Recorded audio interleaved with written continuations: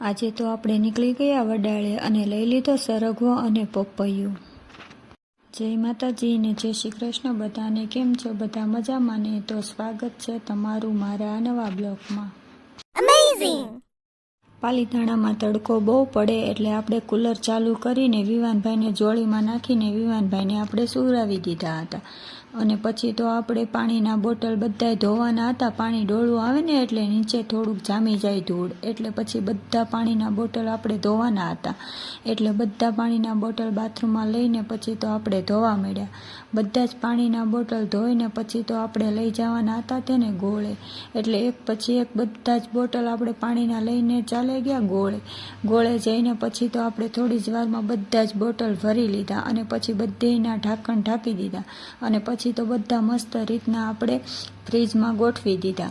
ફ્રીજમાં ટાઢું પાણી થાય છે તો આપણે પાણીની હેલ ભરવા જવાનું છે, તો ચાલો હું પાણીની હેલ ભરીને આવું। પાણીની હેલ ભરીને આવી અને પછી તો મેં ચાલુ કરી દીધા વાસણ ધોવાના, કેમ કે વાસણ પડ્યા હતા એટલે વાસણ તો ધોવા જ પડશે।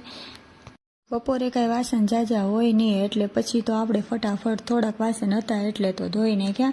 અને પછી તો આપણે જે માટલું હતું ને તેમાં પાણી નાખવાનું હતું, કેમ કે પાણી બોટલ ભર્યા એટલે પાણી તો ખાલી થઈ ગયું હતું, એટલે પછી હાંડામાં થોડુંક પાણી રહેલું હતું તે નાખી દીધું આપણે।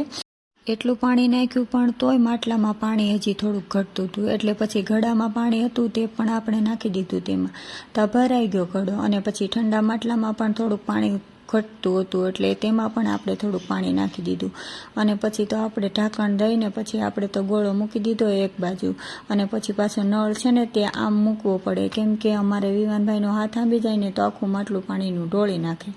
અને પછી જોયું તા તો મારું મંગળસૂત્ર તૂટીને નીચે પડી ગયું હતું। પછી તો લઈ લીધું મેં મારું મંગળસૂત્ર અને પછી તો આપણે આપણા દાંતના હથિયારથી મંગળસૂત્રને સારું કરવા માંડ્યા।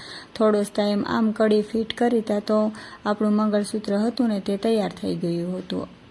પછી તો આપણા મંગળસૂત્રને આપણે ખેંચીને જોયું કે તૂટે એમ તો છે નહીં ને, પછી કાંઈ તૂટે એમ તો હતું નહીં, એટલે પછી પાછું આપણે ગળામાં પહેરી લીધું મંગળસૂત્રને।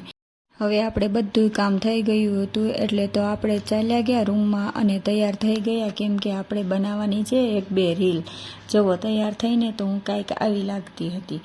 સાંજના 6 વાગી ગયા હતા અને ગૌતમ ઘરે આવી ગયા હતા અને પછી તો આપણે જવાનું હતું વડાળે, એટલે પછી તો નીકળી ગયા આપણે વડાળ બાજુ જવા માટે। પણ રસ્તામાં આવતું હતું નાળિયેર પાણી, એટલે નાળિયેર પાણી લેવા માટે ઊભા રહી ગયા હતા। વિવાન કે મમ્મી મારે તો પીવું છે નાળિયેર પાણી, પછી વિવાનને આપી દીધું એક નાળિયેર પાણી। પછી તો આપણે એક નાળિયેર પાણી લઈ લીધું પાર્સલ, કેમ કે ખબર કાઢવા જઈએ એટલે નાળિયેર પાણી લઈ જવું પડે। પછી વિવાન કે મમ્મી હાલે હવે તું પી લે। પછી રસ્તામાં આવતો હતો પેટ્રોલ પંપ, પછી ગાડીમાં હવા ઓછી હતી એટલે વિવાનના પપ્પાએ ગાડીમાં હવા ભરવાનું ચાલુ કરી દીધું અને પછી થોડો સમય થયો તે આગળના વ્હીલમાં ઓછી હતી હવા, તો તેમાંય હવા ભરી લીધી। અને અહીંયા વિવાનભાઈ જવો હવા પુરાવીને પછી તો આપણે નીકળી ગયા હતા પાછા વડાળ બાજુ। તા તો થોડોક સમય થયો ને તા આવી ગયો હતો શેત્રુંજી ડેમ। આ ડેમ પર કોણ કોણ આવેલું છે જરા કમેન્ટ કરીને જણાવજો ને। અને પછી તો વિવાન કહે કે મમ્મી ભૂ છે, જો મમ્મી ભૂ છે। મેં કીધું હા ભાઈ ભૂ છે। તાતે કે પપ્પા ગાડી નહીં ઊભું રાખે, એમ કરીને મારો વિવાન તો રીસાઈ ગયો। મમ્મી નથી વાત કરવી, થોડા સમયમાં આવી ગયું વડાળ જાવે એટલે મારા વિવાનને વાછડા હારે રમવાની મજા આવે। વાછડાને ખવડાવશે પીવડાવશે અને પછી તેને તો મજા જ પડી જાય ત્યાં।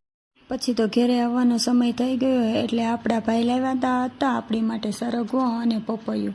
પછી તો 2 સરગવો અને પપૈયું લઈને થેલીમાં નાખીને પછી આપણે તો નીકળી ગયા આપણે પાછા પાલીતાણા તરફ, કેમ કે સાંજનો સમય હતો। તો બસ આ વિડીયોમાં બસ એટલું જ। જો તમને મારો આ વિડીયો ગમ્યો હોય તો આ વિડીયોને લાઈક કરજો, શેર કરજો અને સબસ્ક્રાઈબ કરજો। મળશું આવા નવા વિડીયોમાં। બાય બાય અને જય માતાજી।